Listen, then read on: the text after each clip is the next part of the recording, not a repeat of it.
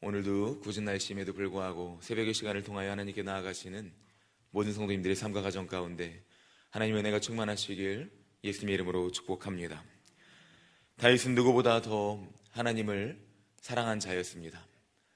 하나님의 마음에 합한 자였던 다윗은 날마다 그 믿음을 삶으로 살아갔던 사람이었습니다.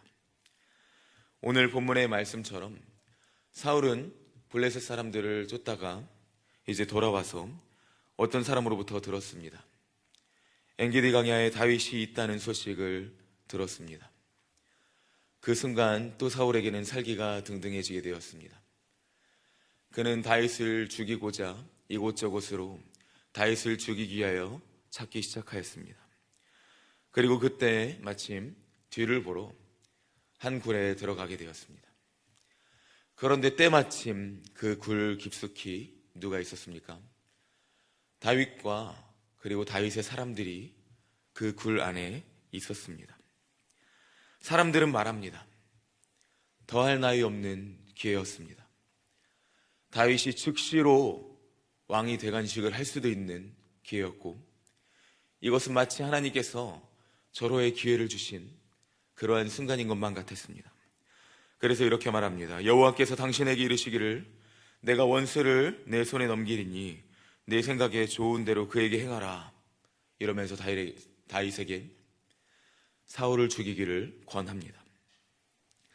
보통의 사람이라면 이 말을 아주 좋게 여기고 마음 가운데 기쁘게 여기고, 그래 이것이 하나님의 뜻이구나, 사람들의 말을 듣고 내가 이 일을 행해야겠다 하고선 무방비 상태의 사울을 해하였을 것입니다. 지금 눈앞에 사울만 처리하면 마치 하나님의 뜻이 내 삶 가운데 이루어질 수 있기에 보통의 사람이라면, 또 그 말을 듣는 사람이라면 그렇게 할 수도 있었을 것입니다. 그러나 다윗은 소위 세상이 말하는, 사람들이 말하는 절호의 기회 가운데, 세상이 말하는 그러한 찬스 가운데에서 세상의 뜻에 집중하는 것이 아니라, 사람들의 말에 집중하는 것이 아니라 오직 그 가운데 있는 먼저 계신 하나님의 뜻과 하나님의 섭리에 집중하였습니다. 그 뜻이 무엇인가 하면 오늘 사무엘상 24장을 풀어서 시로 썼던 시편 7편을 집중하면 우리가 알 수 있습니다. 시편 7편 8절에서 10절, 이것을 제가 잠시 읽어드리도록 하겠습니다. 다윗은 다음과 같이 고백합니다. 여호와께서 만민에게 심판을 행하시오니 여호와여 나의 의와 나의 성실함을 따라 나를 심판하소서. 악인의 악을 끊고 의인을 세우소서. 의로우신 하나님이 사람의 마음과 양심을 감찰하시나이다. 나의 방패는 마음이 정직한 자를 구원하시는 하나님께 있도다. 아멘.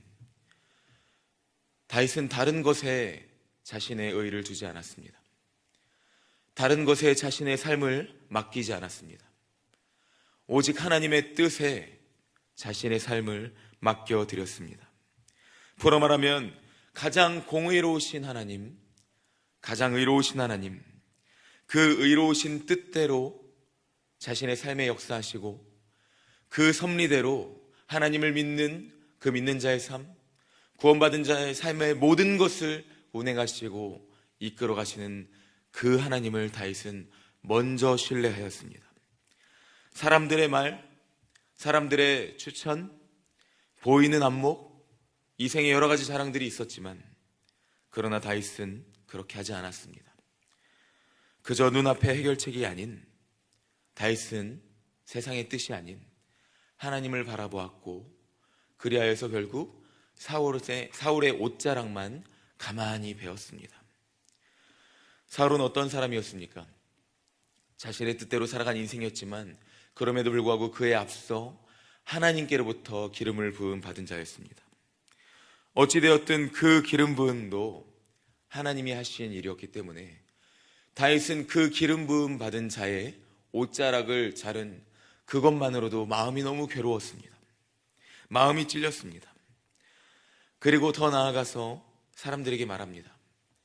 하나님께 기름 부음 받은 자이니 너희가 사울을 죽이지 말아라, 해하지 말아라 권면하였습니다.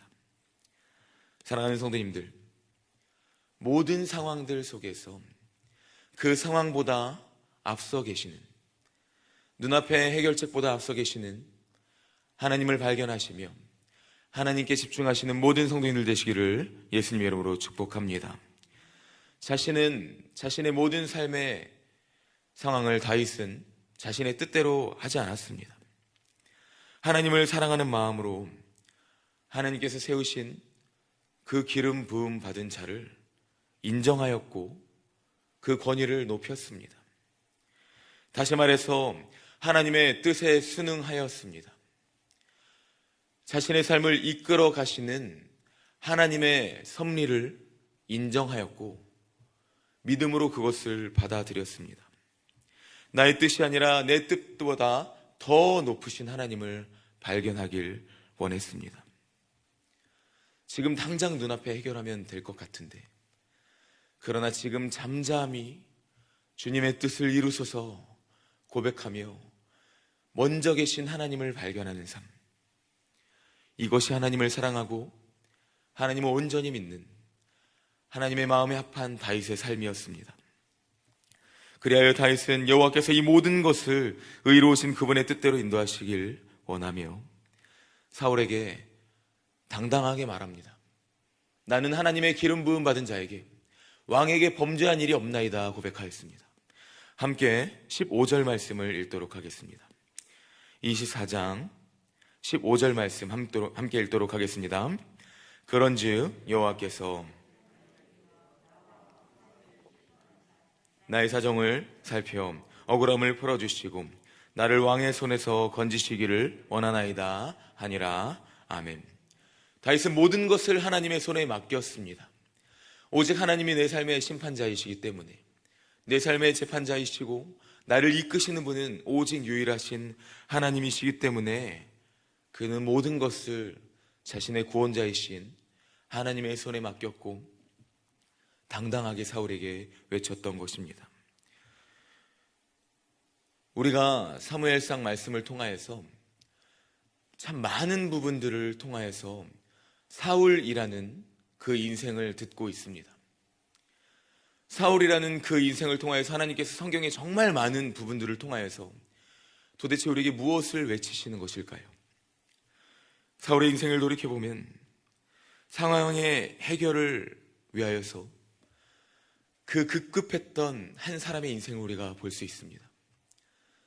전쟁의 해결을 위하여서 자신이 제사장의 역할을 그렇게 맡았던, 그렇게 자신이 모든 것을 분양하고 제사장의 일을 행하였고, 의로우신 하나님의 뜻보다는 자신의 뜻을 먼저 앞세워서 하나님이 진멸하라는 것들을 진멸하지 않고 자신의 마음대로 남겨두었습니다. 하나님이 아닌 나의 상황, 내 눈앞의 것, 자신의 삶에만 매몰된 인생은 결국 자기 머리로 돌아오는 죄악과 재앙뿐입니다. 시편 7편 14절에서 16절 말씀을 다시 한번 빌려오면 이렇게 고백합니다. 악인이 죄악을 낳으며 재앙을 베어 거짓을 낳았도다. 그가 웅덩이를 파 만들며 제가 만든 함정에 빠졌도다. 그의 재앙은 자기 머리로 돌아가고. 아멘. 하나님은 사울이라는 인생을 통하여서 오늘날을 살아가는 신앙인들에게 계속적으로 말씀하십니다. 너희가 어떻게 살 것이냐? 사울의 삶이냐? 다윗의 삶이냐? 사랑하는 성도님들, 누구의 삶을 살아가실 것입니까? 하나님의 마음에 합한 자입니까? 아니면 하나님께 버림받은 자의 삶입니까? 오늘도 하나님의 뜻을 구하며 기도와 말씀 가운데 하나님의 뜻을 깨달아 살아가시길 소망합니다. 말씀과 기도를 통하여서 모든 것을 그 뜻대로 이루어 가시며 그 섭리대로 운행하신 하나님을 경험하시기를 축복합니다. 이러한 다윗의 삶의 결과는 무엇입니까? 16절부터 22절 말씀에서 하나님께서는 사울이라는 연약한 자를 들어 다윗을 축복하십니다. 다윗의 모든 왕권과 그의 인생을 인정하게 하십니다. 하나님은 사울왕의 입을 빌려서 하나님의 뜻을 구하고 삶으로 살아가는 다윗을 통하여 하나님의 나라가 견고히 서게 될 것을 선포하십니다. 마지막으로 20절 말씀을 한 목소리로 읽도록 하겠습니다. 사무엘상 24장 20절 말씀 함께 읽겠습니다. 보라, 나는 네가 반드시 왕이 될 것을 알고 이스라엘 나라가 네 손에 견고히 설 것을 아노니. 아멘. 다윗은 의로움 자체이신, 완전한 의로움이신 하나님을 믿는 믿음을 살아내었습니다. 하나님께서는 그러한 다윗을 통하여서 하나님의 나라를 굳건하게 세워가셨습니다. 어떻게 세워가길 원하셨습니까? 어떻게 세워가셨습니까? 다윗의 계보를 통하여서 그리스도께서 나오셨습니다. 이 땅 가운데 영원한 하나님 나라가 성취되었고 또 그 나라는 장차 임하여서 완전히 성취될 것입니다.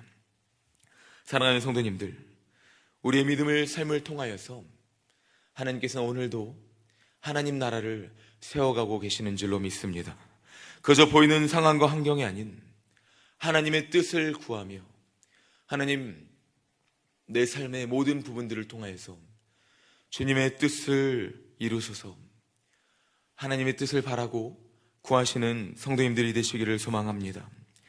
나에게 일어나는 모든 상황, 환경, 어려움과 잘됨, 많은 기도의 제목들 하나님의 섭리와 뜻 안에 있는 줄로 믿습니다. 우리는 그저 그 안에서 앞서 계시는, 앞서 일하시는 하나님의 일하심을 발견하고 그 뜻을 목도하며 하나님을 의지하고 믿는 자의 삶을 살아가면 됩니다. 그것으로 충분합니다. 악에 대하여는 하나님이 반드시 보응하실 것입니다. 반대로 우리의 믿음의 삶에 대하여서는 하나님이 반드시 보상하실 것입니다. 마지막으로 시편 7편 17절 말씀을 제가 읽고 하나님을 향한 이 어려움 가운데에서도 그 믿음 가운데에서 다윗이 찬양한 시편 7편 17절을 제가 읽고 마치겠습니다. 내가 여호와께 그의 의를 따라 감사하며 지존하신 여호와의 이름을 찬양하리로다. 아멘. 오늘도 의로우신 하나님, 날마다 우리와 함께 하신 하나님을 경험하시고 찬양하시는 날이 되시기를 예수님의 이름으로 축복합니다. 아멘. 기도하겠습니다.